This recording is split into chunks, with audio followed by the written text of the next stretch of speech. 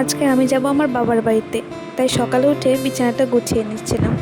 Hello সবাইকে, তো এটা আমার ফার্স্ট ভিডিওটা সম্পূর্ণ দেখো আর কমেন্ট করে জানিও তোমাদের কেমন লাগলো।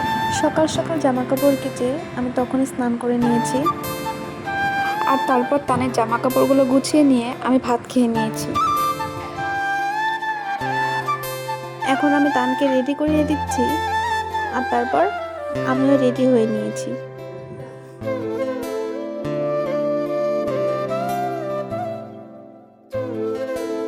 তো আসার সময় রাস্তায় আমি কোনো ভিডিও করিনি, কারণ আমরা এসেছি বাইকে আর রাস্তায় তান ঘুমিয়ে পড়েছিল।